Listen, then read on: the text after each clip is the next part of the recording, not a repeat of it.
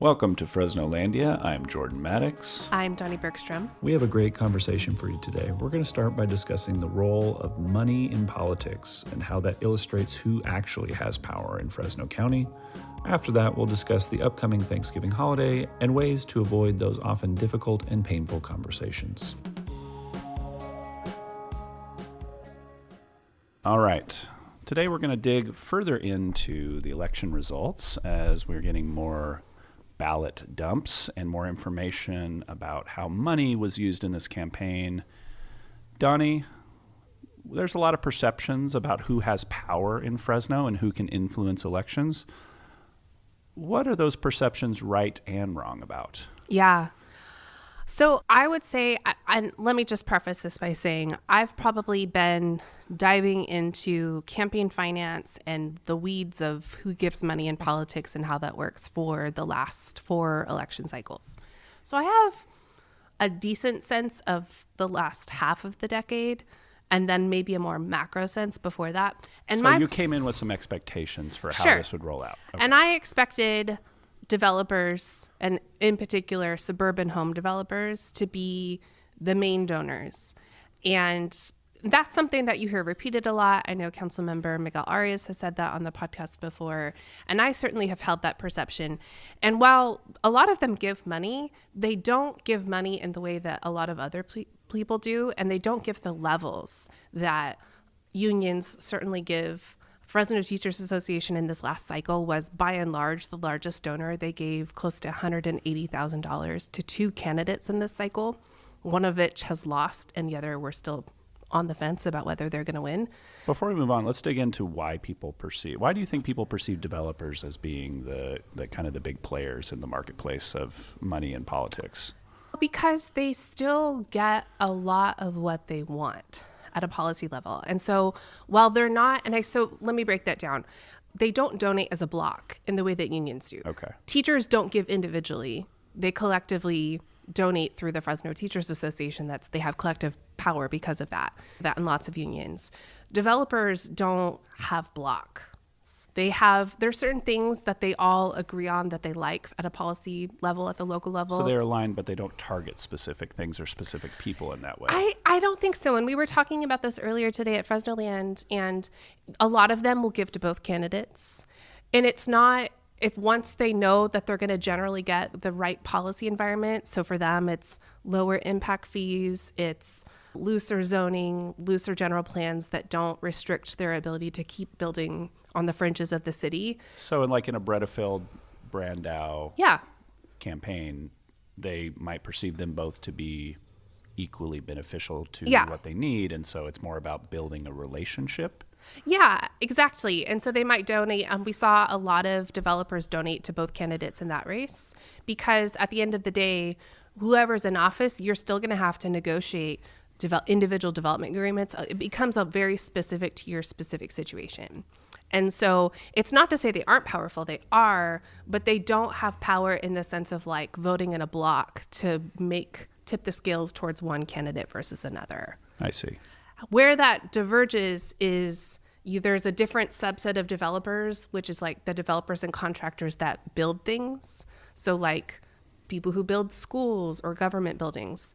There was so much money from those types of entities, all the way from architecture firms to electrical engineering subcontractors that were giving tens of thousands of dollars, mostly to the school bonds, because school bonds mean they get more contracts. You saw less of those types of entities giving to specific candidates, again, because they want to enable the money to flow. And once the money flows, then they have to go through the bidding process. We also have laws in California that prevent a specific developer or contractor from giving money to a candidate and then that candidate voting on something for them. You see this with Richard Spencer. He's a very well-known developer in town. He owns Harris Construction. They have historically built a ton of Fresno Unified Schools and many other buildings. He gave to Steve Brandau, the supervisor candidate, but The supervisors just awarded a contract to Harris Construction, Richard Spencer's firm, about a month ago to build out 2 new libraries, one in Clovis, one in Reedley. And Steve Brandow had to recuse himself from that decision because he had accepted like $30,000 from Richard Spencer. So that's another reason why developers are also shifting the way that they give. Okay. And what's new about this election in terms of how money was spent? So SEIU, which is the Service Employees Union, they represent in-home health workers, mainly in Fresno County. There's over 20,000 of them here in Fresno County. So they gave huge amounts of money to Luis Chavez and to Gary Bredefeld. And I would say they're definitely a winner. Both of those candidates won those races. Now, will that mean that both of those now supervisors will vote on a pay increase for in-home health workers, which is what they're wanting, and they've been saying that? I think it's likely that Chavez will. I'm not sure that Bredefeld will. They gave him a lot of money, and I'm not entirely sure if he has their vote yet. One new trend that we're also seeing in this election is, and this is something that happens in a lot of different places, is the emergence of dark money, if you will. And you know what dark money is. I think I have a perception, but maybe just... Yeah. So for folks clear. who don't know what dark money is, money given to political campaigns, often candidates, but sometimes ballot measures that can't easily be traced. And because of the Citizens United decision from the U.S. Supreme Court several years ago, they've basically allowed this to happen. And so the way it shows up is you might see a company like an LLC giving a donation, and you can't trace that donation back to a specific person. So I do tons of research on campaign finance. And so most of the time it'll be like Richard Spencer, we've already talked about him. He gives either under Richard Spencer or Harris Construction LLC. And you can easily go to Harris Construction LLC on the state's website and find, oh, it's Richard Spencer. He's the president. Now we've seen, there's one LLC in particular. It's called Front Point Partners.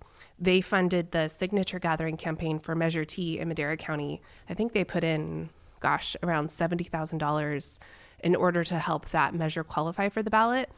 And if you trace them, you can only trace it back to this like very vague, I think they call themselves like an asset protection company based in Las Vegas. So it's like clearly someone who's trying to deliberately hide their identity. And one reason for doing that, because most developers in town aren't afraid to tell you who they donated to. It's very obvious in the filings. No one's trying to hide that.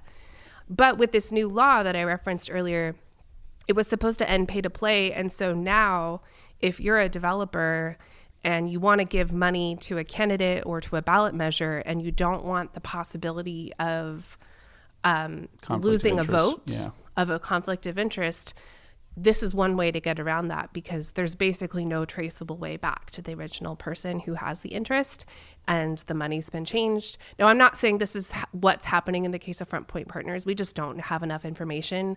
I did think it was interesting that the races that they donated in were Measure T, and then they also donated to a PAC that put out some mailers on behalf of Luis Chavez, and they also donated to Esmeralda Soria's assembly candidacy.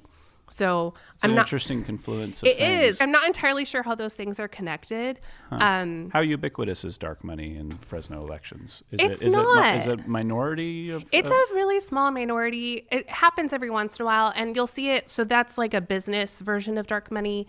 You'll see it on the nonprofit sides. And this is a really common thing where nonprofits will often form like a 501c4. So like you can't lobby or do political activity if you're a nonprofit, but if you form a 501c4 under the tax code, you can get engaged in political activity. So a lot of nonprofits will do that, so that if they spend their day jobs advocating for tenants' rights, then they could, under the C4, advocate for a rent control policy in Fresno County or the state of California that's on the ballot. And so you'll see that, and sometimes there's an attack of that's dark money, because we don't know, they're not required to disclose their donors. So it could be like George Soros putting money. It's definitely George Soros in Fresno for sure.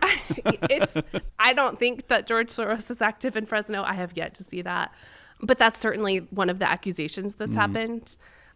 There is a lot of money that's coming, and they're not required to disclose. So it definitely is a version of dark money, but it's not super common. So when it pops up, I'm always like, what's going on here? Yeah. So if you were to describe who directs, let me rephrase. If you were to describe to an outsider who the players are in campaign contributions in Fresno, how would you describe it broadly? Who has power in Fresno County? I think that it's not that I still think developers and business interests, and particularly real estate interests, more than any other type of business really have the most power. Labor unions have really shot up. FTA, no one is disputing that FTA is a power player in school politics, and at the point at which Clovis Unified Teachers unionize, that will also be the case in that district. But there are limits to money and endorsements and races. And that's the thing that we saw here is, FTA, who was the biggest donor in the Fresno, in all local elections, again, put in almost $180,000 into just 2 races to oust 2 trustees who they felt like and didn't. Levine stayed in, and who was the other one? Levine, yeah. So Andy Levine continues to represent Fresno High. He won that race. And then we're recording this on Friday afternoon. We haven't gotten the latest election results, and it's a toss-up between Claudia Casares, who's the incumbent, and Danielle Bordona, who's a teacher who FTA backed. So FTA might end up losing both of the races. And then that's a big question. Like when they put in over $100,000 into the Levine Martinez race. And when you lose that. Was that race though decided more because of the 3-way split, or? So yeah, some people are saying that it's because there was a third candidate, Emma Villa, and she split the Martinez vote. Some people are saying that Andy had a much more solid ground game, and he was walking precincts, talking to people. He has some name ID because he's already the trustee. I don't know. I live in that district. I can tell you that a lot of people I know, Andy, he's a known person, but I saw, not that yard signs are any indication of any reality, but there's something. I saw a lot of Martinez signs. So it's not like he didn't have some support, like ground support. I don't know. All of this to say, I think that it just is a good pause. Hold up. How much does money really change the outcome? Yeah. If you're Manuel Bonilla, for example, and you're looking at the outcome of this election and the money you spent, what's the lesson learned for him? Oh, I don't pretend to tell them what to do. No, but you know what I'm trying to get at with that question. Is the lesson learned here that money only goes so far in directing races locally? I really think that, and not just for this race, but also if you look at the Fresno City Council District 6 race, it's an open seat. Gary Bredefeld's moving to the County Board of Supervisors. You have Nick Richardson, Marine Reserve officer, and you have Roger Banaktar. And Roger Banaktar out fundraised Nick, I think almost 10-1.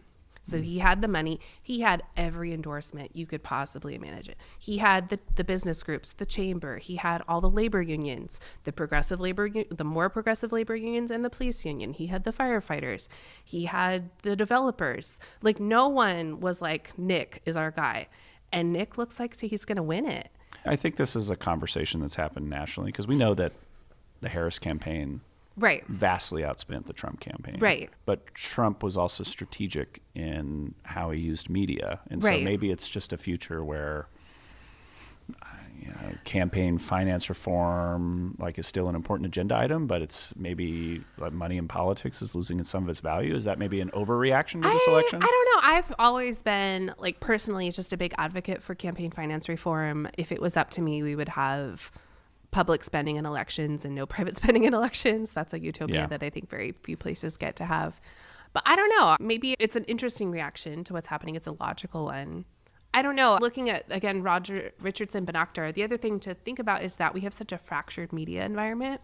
And so what Nick Richardson said was his positive is that he was just pounding the pavement every day. Which is what Luis said to us last week. Right. He's just knocked on every single door. Yeah, just be high energy, have a lot of voter contact. Sure, maybe. I mean, I personally don't like talking to candidates at my front door. Yeah, go away. I am anti-stranger, although sadly I know most of the candidates in advance when they come to my door. Another reason to shut the door. Yeah, but I don't know. I still feel like it's a little too early to take it away, but I think there's a lot of fundamentals that are being scrambled, if you will, at the moment. And what's the reverse? how is this going to change Fresno County in how money's spent in elections? I don't know. So I'll tell you this. So the Chamber of Commerce has historically been more, in the past, they have spent more in local elections, at least in the experience I've seen. And I think they spent very little in this cycle. And I would bet that it will make folks who have money to give or want to put money into elections a lot more targeted and strategic. Because if you're putting in $10K and it's not swinging the candidate, and then it creates a bad relationship with you if your guy doesn't win, like that's just going to be hell to pay. So I think that could potentially change. And we've seen that with the chamber a bit. I don't know though. I'd be curious to hear from the labor folks, because I think they put so much money into this cycle, all the different labor unions. It'd be good to hear all of them at the same time thinking about this.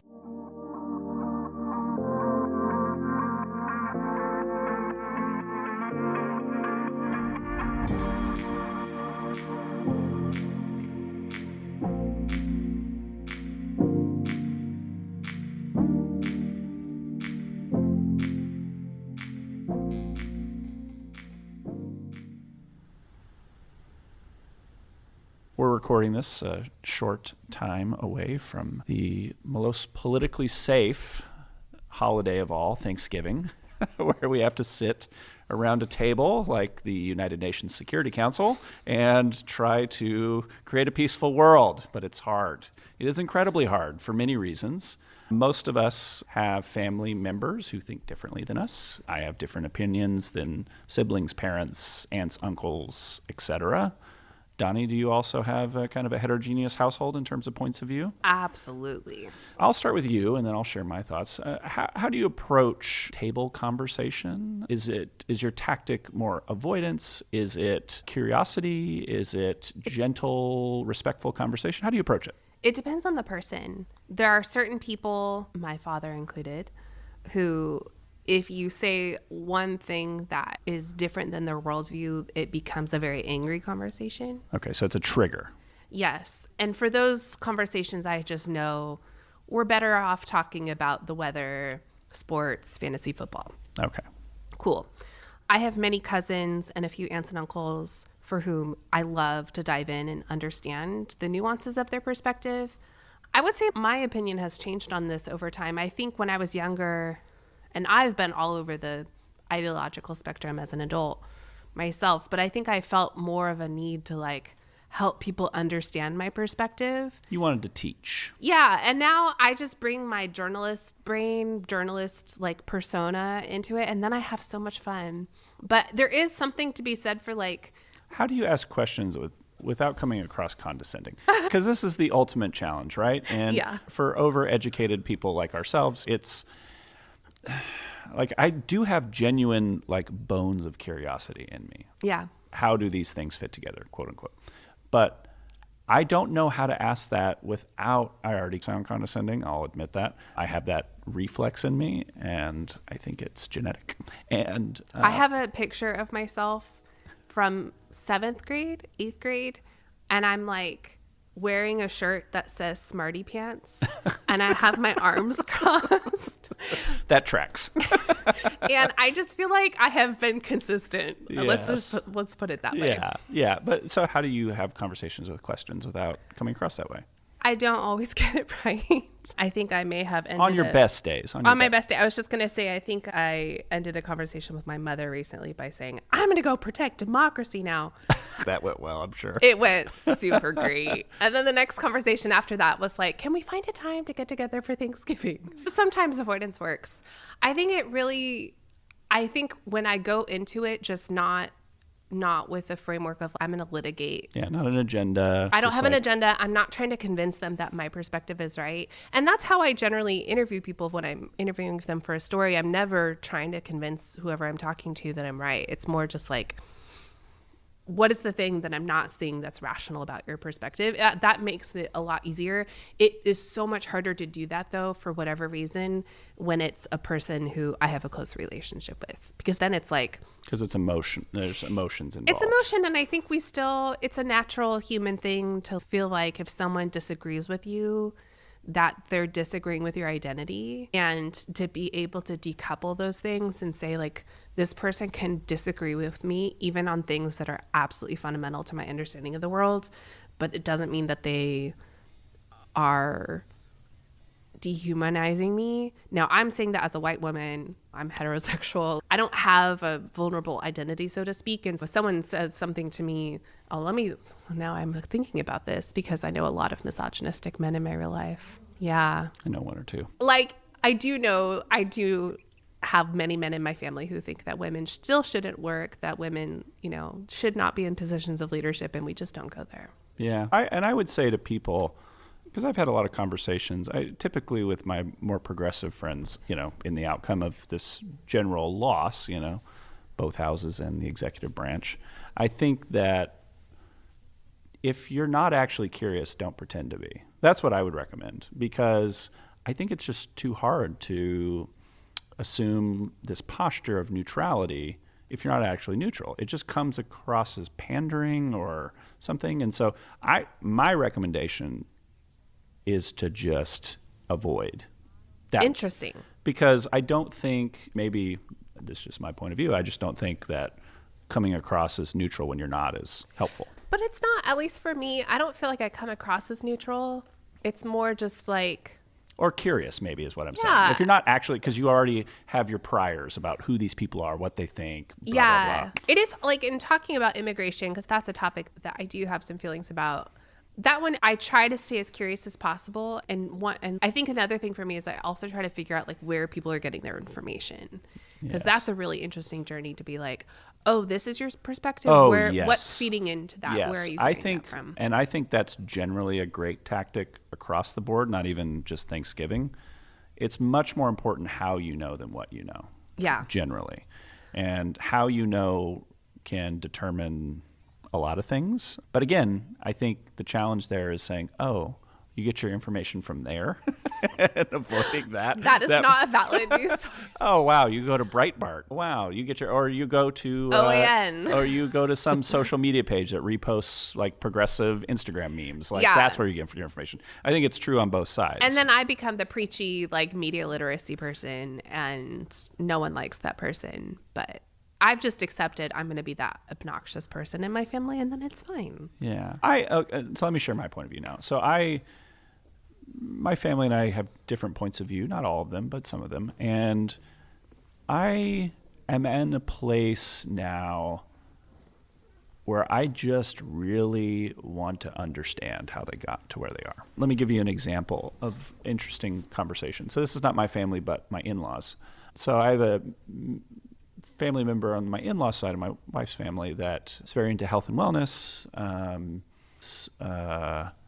really concerned about drug companies and those kinds of things. And it was just announced this week that Robert F. Kennedy Jr.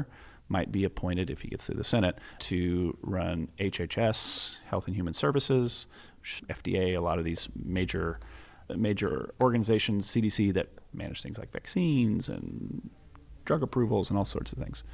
I could have a really flat perspective on someone like RFK, or I can try to look at the nuanced positions and like some and not like others. And so I think that's how I approach it. I try to really get to not the tribe, not the person, but what do you think about this person wanting to do X? Mm-hmm. What's your perspective on that?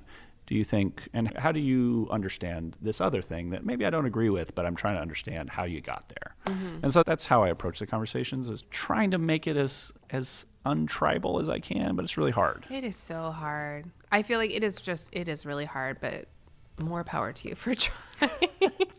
I think if all else fails, I will just go sit at the kids' table and enjoy that conversation. I mean, that's why there's football on Thanksgiving, right? True. So you can just turn that on, mindlessly gnaw on some yams and just return to what connects you all, kids and life and things like that. Or another role that sometimes I will play, especially in my husband's family, is so a lot of conservative families in the Valley are not accepting of their LGBTQ family members, but we are like the straight people who will find our gay uncles and be like, if you guys need to vent, you got space. You're a sanctuary person. Yes. That's wonderful.